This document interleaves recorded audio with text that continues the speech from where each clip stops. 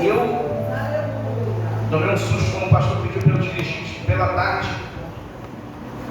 Imagina tomar um susto agora, para quando vai poder pregar à noite.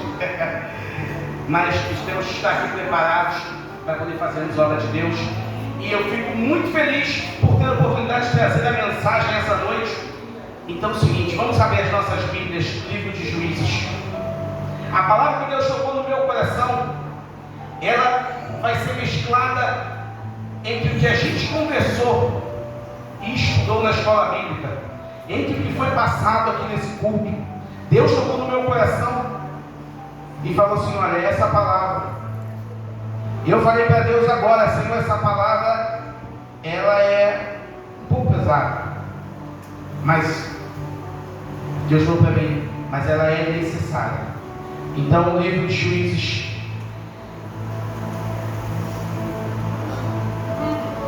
capítulo 19.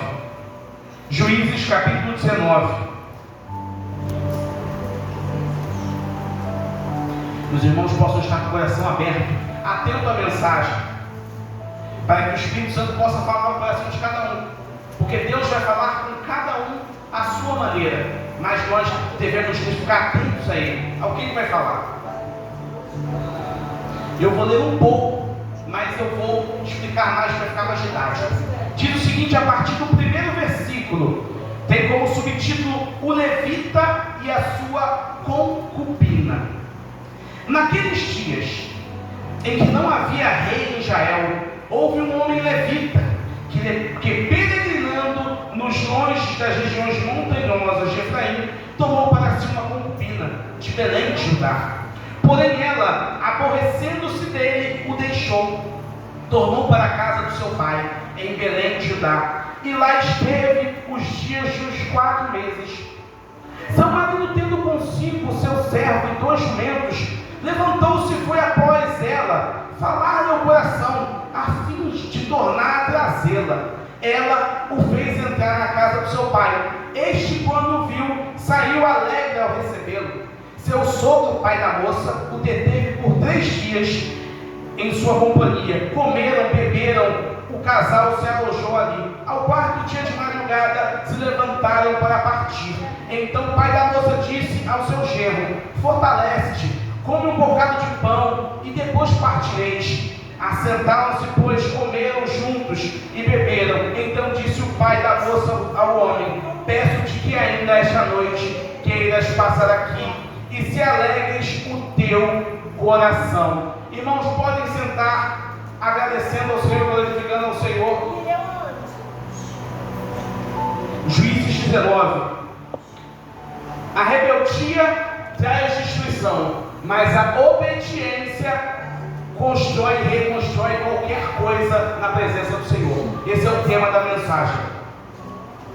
Deus falou comigo aqui, é uma palavra que eu tenho no meu coração e que foi banhada por cada uma dos louvores, e o que a nossa irmã Patrícia trouxe pela manhã, a revelação da questão da santificação, e o pastor trouxe aqui hoje no culto também falando. E a gente vê o seguinte: esse homem era um levita. No período dos juízes não existia rei em Israel, ou seja, tinha pequenos líderes em cada uma das 12 tribos. Então eles faziam, cada um fazia a sua cabeça o que era certo. E esse levita tinha essa concubina, que era sua esposa. Vamos colocar assim: o levita tinha uma esposa, e em um determinado momento a esposa se rebela e vai embora, não quero mais, e volta para a casa do seu pai. Voltando para a casa do seu pai, ela fica 4 meses separada do seu marido. O marido, porque amava, fez o quê? Foi com os servos na casa do sogro para tentar uma reconciliação. E quando ele chega lá, o seu sogro recebe bem, ou seja, ele era um bom homem. Para que o sogro recebesse bem, ele era um bom homem. Qual é o sogro que vai receber bem um cara que tratou mal a filha dele?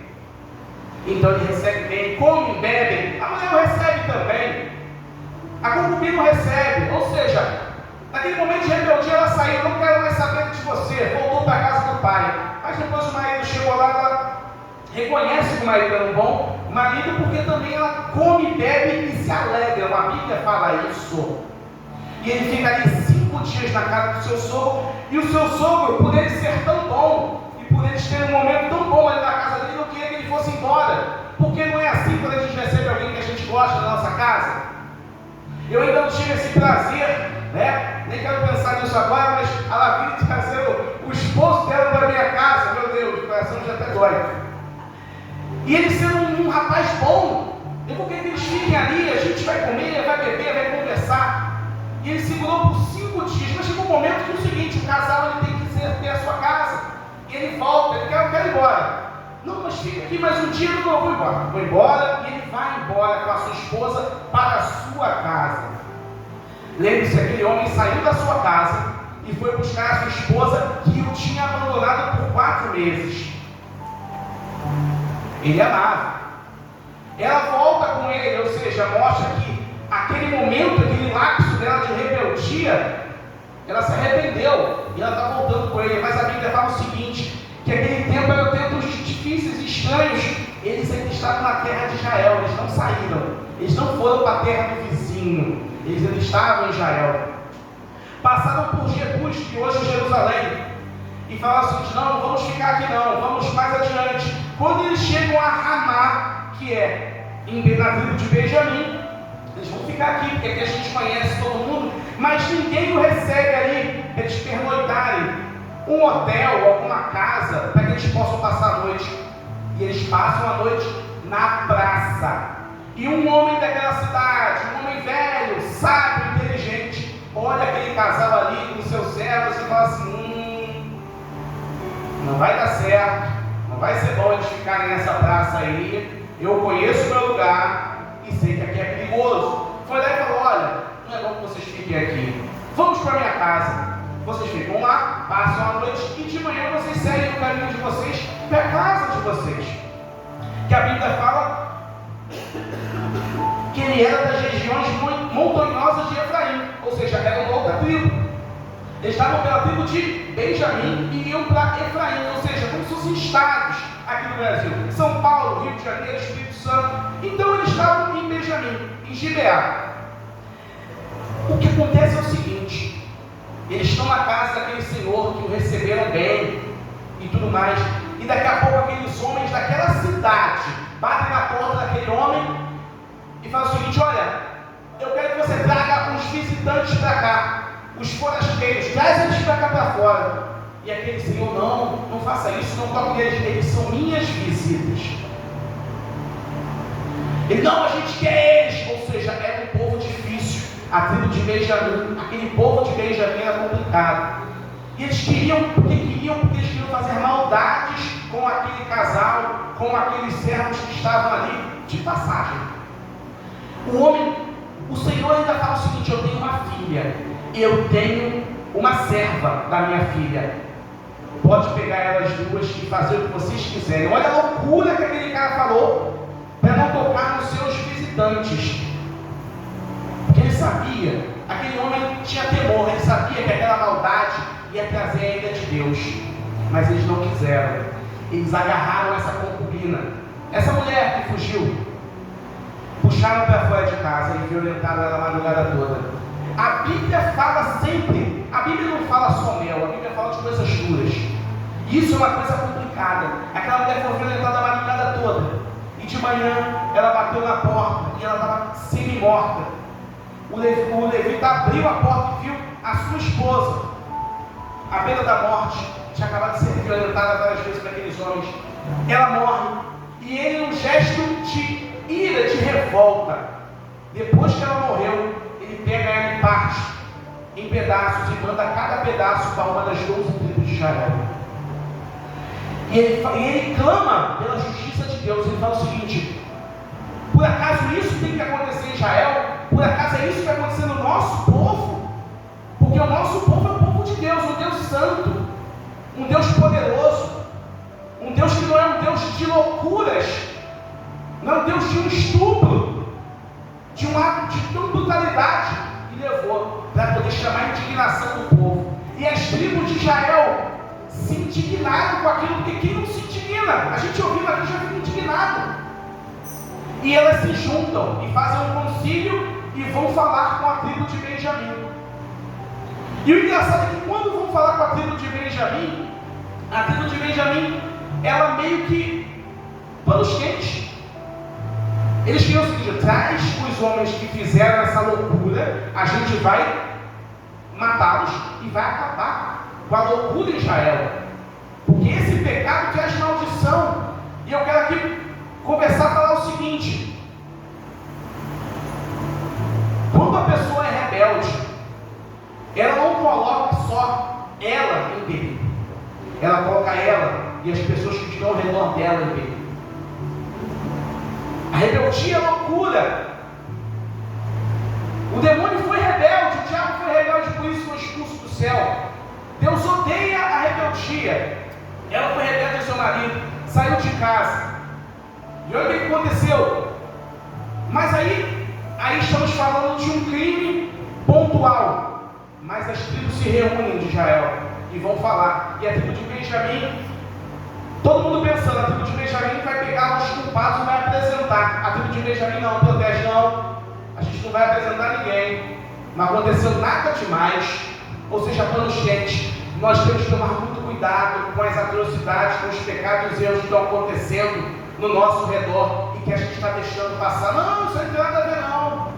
Não, esse problema não é bem assim. A gente tem que tratar algo severo de maneira severa, algo que é errado de maneira errada. Não podemos fazer vista grossa, porque isso dá problema. É um desdobramento. Por quê? Quando você ouve os da tribo de Benjamim, os líderes, os cabeças falando, não é nada demais, não é tão problema assim, vai causar o quê? Mais ira nas outras tribos. E aí acontece o quê? Olha um pontapézinho para uma guerra no meio do povo de Deus. Eu não estou falando com o inimigo de fora, não. Eu estou falando do povo de Deus. Eu estou falando dentro da casa.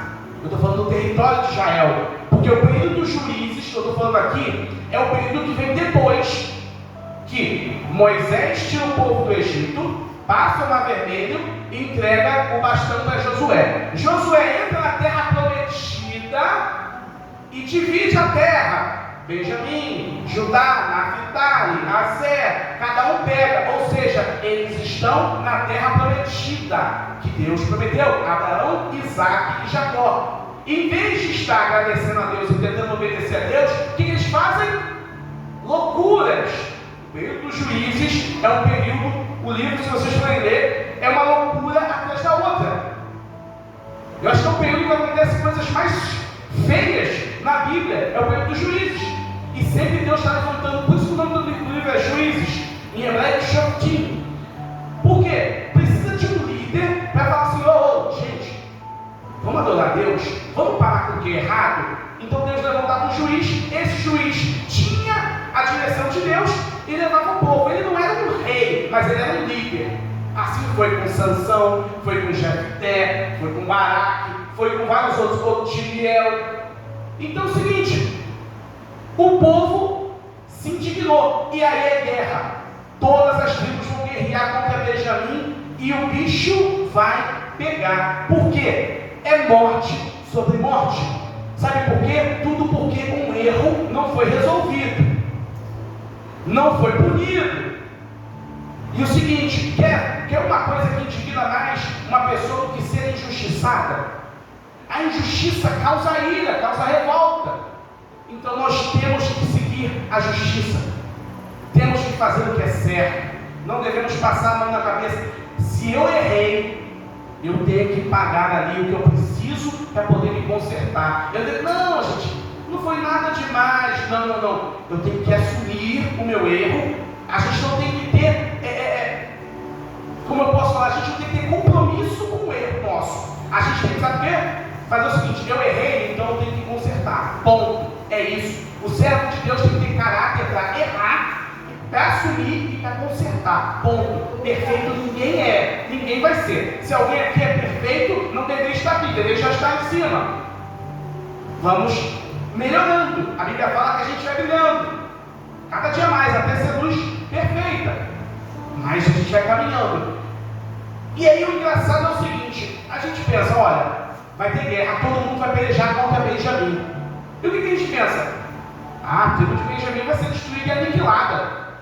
Foi a primeira batalha, foi Judá, a tribo de Judá. A tribo que depois viria o Messias, depois de muito tempo viria Jesus, né? Viria Davi e os outros descendentes até Jesus. E eles perdem. Vai outra tribo, perde. Vai outra, perde. E perde. Chega um momento que eles ficam, Deus, mas eles cometeram o pecado, não assumiram o seu erro, estão orgulhosos, com o nariz em pé. E aí eu vi outra coisa. Às vezes, quando a pessoa erra, ela não assume o erro dela, ela se mantém dessa maneira arrogante. Às vezes Deus até permite que nada aconteça por enquanto, porque depois a queda é muito grande. Então entenda o seguinte: não fique com uma postura arrogante, não tenha uma visão soberba. Eu errei, mas é assim mesmo, tem que entender que esse é o meu jeito. Não, nós temos que ser humildes para reconhecer e pedir para que Deus possa agir em nossas vidas. A palavra do Senhor fala o seguinte: que morreram muitos homens, e vários, milhares e milhares de homens, até um certo momento que o povo fez jejum, fez um propósito, e pediu para que essa afronta fosse tirada do meio do povo de Deus, porque era muito vergonhoso para eles mesmos entender que aconteceu uma situação dessa, um crime tão horroroso, a consequência, a atitude deles não assumir. A tribo toda de Benjamim entender que não, isso é normal, isso acontece mesmo. A gente vai violando outra mulher, estupra outra pessoa. Não é assim, Israel. Aqui, Israel já tinha a palavra de Deus. Moisés já tinha ensinado a lei para o povo. O povo deveria ser um povo santo. Eles não tinham mais aquela questão, o tempo da ignorância, não. Eles sabiam, eles conheciam. Então a cobrança era muito maior. E eles oram. Em um determinado momento Deus vai lá, por conta dessa humilhação do povo, porque Deus viu que o povo, a nação toda, 11 tribos, queriam justiça, queriam as coisas certas, ou seja, em um só pensamento: vamos corrigir o erro, vamos ver, identificamos o erro, precisamos corrigir, precisamos punir. Deus quer o seu povo assim, porque lembra que Jesus falou que um reino dividido ele não ia subsistir? Porque nós não podemos estar divididos, cada um com o seu pensamento. Nós temos que ter um pensamento só, dentro da palavra, e clamarmos a Deus, porque aí Deus responde. Se eu pensar amarelo, o irmão pensar vermelho, o outro pensar azul, Deus não vai, porque nessa confusão de objetivos não vai. Agora, se todo mundo pensar azul, todo mundo pensar amarelo, todo mundo pensar certo, todo mundo querer as coisas corretas, Deus se manifesta, porque o nosso Deus é um Deus muito sensível ao clamor do seu povo. Quando o povo de Deus clama em uníssono, com um propósito só,